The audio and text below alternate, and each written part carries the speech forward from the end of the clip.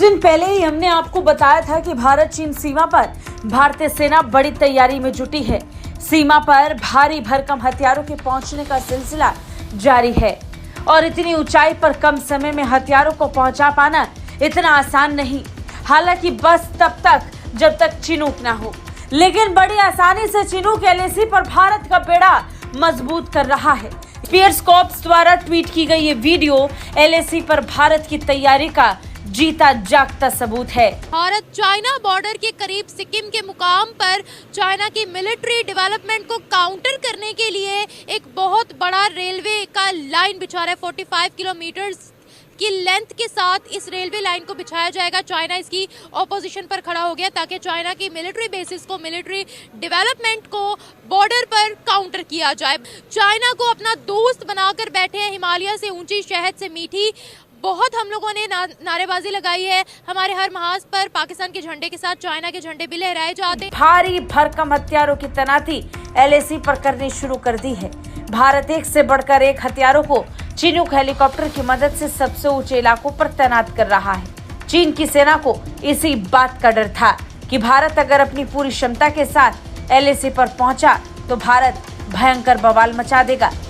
भारत ने अपने सबसे नए हथियारों से लेकर M777 अल्ट्रा लाइट होवित्जर तोप तक एलएसी पर लगा दी है। Chinook heavy lift helicopter M777 सहित भारी भरकम भार उठाने और हवा से संचालित दुरुस्त चौकियों तक पहुंचने की अपनी क्षमता के मामले में गेम चेंजर बना है।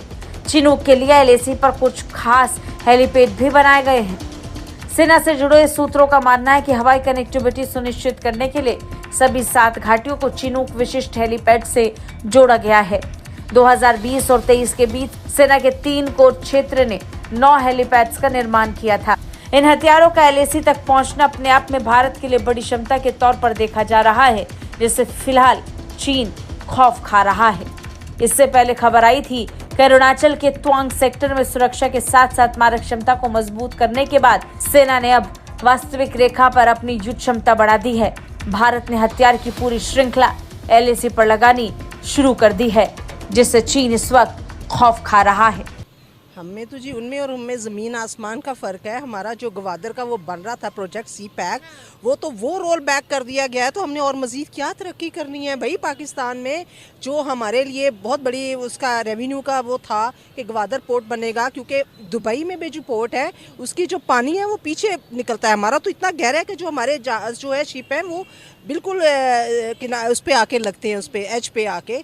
तो वो रोल बैक कर दिया। क्या हमारे मुल्क में कोई तरक्की नहीं। मैं समझती हूँ कि 70 सालों में जितनी डेवलपमेंट होनी चाहिए थी वो नहीं हुई उनकी। अरे सियासतदान ये सारे आप देखें, ये जो आते हैं ये खाने पीने के लिए आते हैं, तरक्की के लिए, पाकिस्तान की डेवलपमेंट के लिए कोई भी नहीं आता। आवाम की उसके तरक्की का, आवाम की चीज़ों का, उसके फूड का, उसके रहने का कोई भी। अभी तक हमने चाइना को काउंटर करने के लिए कोई प्रोजेक्ट बनाया? सुने, जो हमारा बांग्लादेश है, हमारे बाद वो 77 की, वो 71 की उसमें वो अलहदा हुआ। अब आप देखें ग्रेट कितना उनकी काम कर रही हैं। वो जो उनकी गवर्नमेंट है उन्होंने कितना अपनी रेवेन्यू इकट्ठा किया। हमारा क्या है, हम उनसे भी नहीं सबक सीख सकते।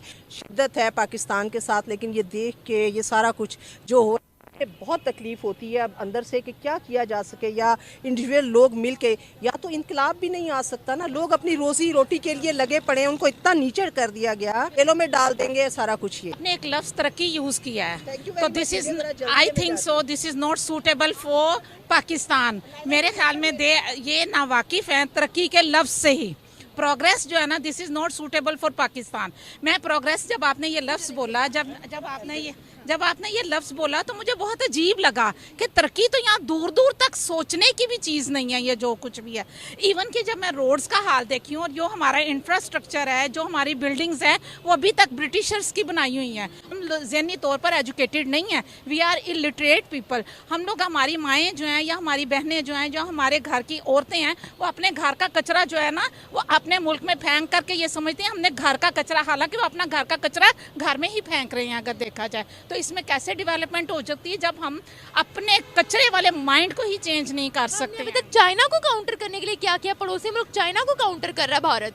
तो हम कुछ भी नहीं कर सकते। पहले हमें अपने आप को देखना है। कहते हैं पहला खेस थे बाद दरवेश। हम बात की बात बाद में करेंगे, चाइना या दूसरों के मुकाबले हम बाद में करेंगे। पहले तो हमारे अपनों से मुकाबला है। असल में भारत में शुरू से डेमोक्रेसी है। मैं आपको सच्ची बात हूँ, उनके ऊपर किसी एस्टेब्लिशमेंट का किसी चीज़ का होल्ड नहीं है। उन्होंने एज ए वर्कर उनको यूज़ किया है। जो कुछ भी है, उनकी जो फौज है, इवन कि मैंने इतना टाइम जो है वो यूके में गुजारा है, मैंने आज तक एक फौजी सड़क पर वहाँ नहीं देखा है। जस्ट बिलीव ऑन मी कि मैंने यूनिफॉर्म में एक फौजी, they are living on the territory. वो हमेशा अपने टेरिटरी पर होते हैं। हमें वो कुछ भी नहीं समझता। We are nothing in the view of China. हम चाइना की नज़र में कुछ भी नहीं है और हम कुछ कर भी नहीं सकते हैं, इस वजह से कि उनको कुछ दिखता ही नहीं है। आपको जो दिखता है वो बिकता है। आप समझ रहे हो ना मेरी बात को, कि जो दिखता है वो बिकता है। जब उनको देखने के लिए कुछ है ही नहीं, कि यहाँ कोई डेवलपमेंट नहीं, ये तो आपस की लड़ाइयों में उलझे हुए लोग हैं। इनका हमारे साथ कैसे कोलैबोरेशन हो सकता है, ये हमारे साथ कैसे मतलब कि इस तरह से इस फील्ड में आगे बढ़ चल सकते हैं। तो मकसद यह है कि ये प्रोग्रेसिव कंट्री नहीं है। बाकी पाकिस्तान में तरक्की होगा, पंजाब में होगा, दूसरी जगहों में होगा, लेकिन हमारा बलूचिस्तान तो उसी तरह पड़ा हुआ है। वहाँ कोई तरक्याती काम नहीं हुए, कुछ नहीं हुआ है। क्या हालात है बलूचिस्तान के? बलूचिस्तान के हालात बेहतर हैं। बलूचिस्तान के हालात बेहतर हैं, लेकिन वहाँ काम कुछ नहीं हो रहा है। वहाँ गुर्बत ही गुर्बत है। मैं आप लोगों को दावत देता हूँ, आप लोग आ जाएं, मैं आप लोगों को विज़िट करवाता हूँ, अपने इलाके का भी और बलूचिस्तान का भी। जिधर आप लोगों ने जाना है, आप ज़रा आके बलूचिस्तान का हाल तो देखें। आप लोग तो इधर लाहौर तो लाहौर ही है।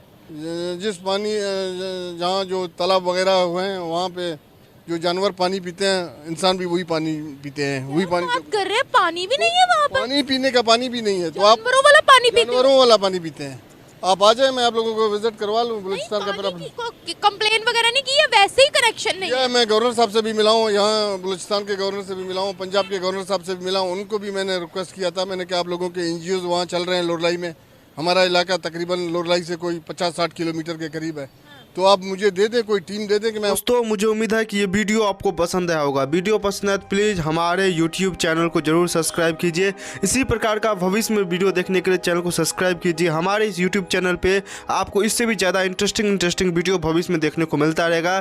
तो प्लीज़ हमारे YouTube चैनल सोच टाइम्स को सब्सक्राइब कीजिए, वीडियो को लाइक कीजिए, इस वीडियो को अपने दोस्तों के साथ जरूर शेयर कीजिए। नमस्कार, फिर मिलेंगे अगले